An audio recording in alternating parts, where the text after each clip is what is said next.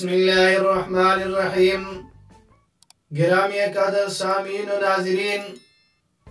کون سی قوم تھی جو بندر اور خنزیر بنی، اور اللہ رب العزت نے انہیں کس آزمائش میں ڈالا تھا، اور کیا آج کے بندر اور خنزیر اسی کی نسل سے ہیں؟ یہ بات آپ کی خدمت میں پیش کرنے لگا ہوں کہ بنی اسرائیل کی ایک قوم تھی جو بحر کلزم سمندر کے کنارے ایلا نامی گاؤں میں رہتے تھے،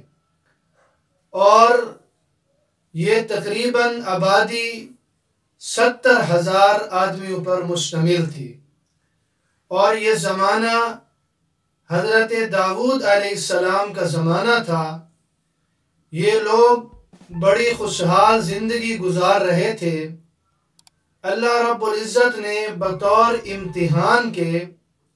ہفتے کے دن مچھلی کا شکار ان پر حرام کر دیا، باقی دنوں میں حلال فرما دیا۔ شیطان نے ہیلا ان کے دلوں میں ڈالا کہ سمندر سے کچھ نالیاں نکال کر چند حوض بنا لو، مچھلیاں وہاں جمع ہو جائیں گی، اگلے دن نکال لینا، پھر تمہاری مرضی کہ اسے خود کھاتے ہو یا بیچتے ہو، جیسے تمہاری مرضی، کھانے کی ضرورت ہو تو کھا لینا اور بیچنا چاہو تو بیچ بھی دینا۔ تو اس طرح اللہ کا حکم بھی پورا ہو جائے گا، تمہاری ضرورت بھی پوری ہو جائے گی۔ تو یہ ان کو سوچ نہ آئی کہ یہ اللہ کے حکم کا ہم مذاق بنا رہے ہیں۔ جب مچھلیاں حوض میں قید ہو گئیں، شکار تو ہو گیا، تو لہذا وہ شیطان کی اس ہیلا سازی میں آ گئے۔ اب یہاں پر ان کے 3 گروہ بن گئے۔ ایک گروہ وہ تھا جو انہیں شیطانی ہیلے سے منع کرتا تھا، اور اس سے ناراض ہو کر وہ شکار سے باز رہا۔ دوسرا گروہ وہ تھا جو خاموش رہا، یہاں تک کہ جو انہیں نصیحت کرتے تھے، روکتے تھے کہ ایسا نہ کرو، یہ اللہ رب العزت کے حکم کی خلاف ورزی ہے، ان کو بھی منع کرتا تھا کہ جب ان پر کوئی نصیحت اثر نہیں کرتی تو آپ انہیں منع کیوں کرتے ہیں۔ اور تیسرا گروہ تھا جو کہ ایک سرکش تھا، باغی تھا، اور اللہ رب العزت کے اس حکم کا وہ مذاق بناتا رہا۔ چنانچہ کیا ہوا کہ جس نے مذاق بنایا تھا، ان لوگوں کے درمیان، اس گروہ کے درمیان ان 2 گروہ والوں نے کہ جو خاموش رہا یا جو انہیں منع کرتا رہا اور شکار سے باز رہا، انہوں نے درمیان میں ایک دیوار کھینچ دی اور ان کو الگ کر دیا جو اللہ رب العزت کے حکم کا مذاق بنا رہے تھے۔ چنانچہ وقت کے پیغمبر نے بھی انہیں سمجھایا، اپنی دعوت جاری رکھی، لیکن وہ اس سے باز نہ آئے، تو بستی والوں نے انہیں علیحدہ کر دیا۔ یہ تقریباً 12,000 آدمی تھے جو اللہ رب العزت کے اس حکم کا مذاق بنا رہے تھے۔ اب یہ ایک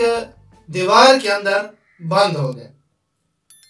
اب تیسرے دن یہاں سے کوئی نہیں نکلا، تو لوگوں نے چڑھ کر دیکھا تو وہ سارے بندر اور خنزیر بن چکے تھے۔ اللہ رب العزت کی طرف سے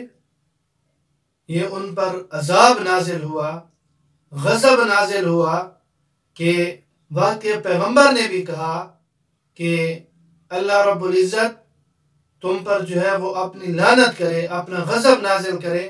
کہ تم بات کو نہیں مانتے ہو بلکہ اللہ رب العزت کے حکم کا مذاق بنا رہے ہو۔ تو چنانچہ لوگوں نے تیسرے دن جب چڑھ کر دیکھا کوئی باہر نہیں آیا، تو وہ تو سارے بندر اور خنزیر بن چکے تھے۔ پھر یہ دروازہ کھول کر جب اندر گئے تو وہ جو ان کے رشتہ دار تھے وہ انہیں پہچانتے تھے اور ان کے قریب آتے تھے، وہی جو بندر بنے ہوئے تھے، خنزیر جو بنے ہوئے تھے، تو ان کے جو یہ رشتہ دار تھے انہیں یہ پہچانتے تھے اور ان کے کپڑوں کو بھی سونگھتے تھے، لیکن یہ نہیں پہچان سکتے تھے کہ یہ بندر اور خنزیر بن جانے والوں میں ہمارے جو ہے وہ کون سے رشتہ دار ہیں۔ تو چنانچہ 3 دن تک ان کی یہی حالت رہی، اور 3 دن کے بعد یہ سارے کے سارے ہلاک ہو گئے۔ منع کرنے والے وہ بھی بچ گئے، اور جو دل سے برا جان کر خاموش رہے وہ بھی سلامت رہے۔ تو یہ ہے واقعہ مکمل،